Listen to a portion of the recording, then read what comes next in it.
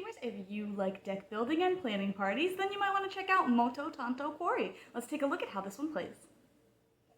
In this game, players will be deck building throughout the game. They will be buying more cards to put into their deck that they will use to hopefully be able to get some points and get stronger turns, and they will also be using high class made abilities in order to get some more points again and use those abilities to make their deck stronger. They start the deck out with a bunch of love cards, which are used to employ staff, so add new cards to their deck, and a few simple mains, which don't do anything for them off the bat, but if they use their servings, which is what allows them to play cards, to chambermaid these mains, then they may be able to get some points at the end of the game if there's certain other cards out, or they might be able to use their abilities later on for being chambermaided. At the beginning of each round, players will draft the high class maids, and they will be able to put those effects into effect on their turn, so they might be able to discard cards to get more love to spend, they might be able to take the first master card, or they might be able to, later in their turn, put their maids to work if they take one of these specific high class maids that let them take errand cards.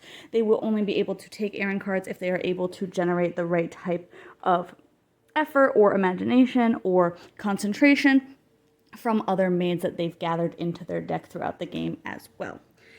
Again, players will have servings on their turn. They start with only one on a turn, but might be able to use other cards to have more servings, and those would allow them to play more cards throughout their turn. If they don't have enough servings, they might not be able to play all of the maids that they have in their hands, so they do have to control what kind of cards they have in their deck and how many cards of certain types they have in their deck so that they don't get stuck with cards that they are unable to play on their turns. The game will end when one of the errand stacks runs out or two of the stacks of maids runs out, and then players will calculate their score mostly from errand cards, but some of the other maids that are available may also have points on them depending on what is out, and then whoever has the most points wins.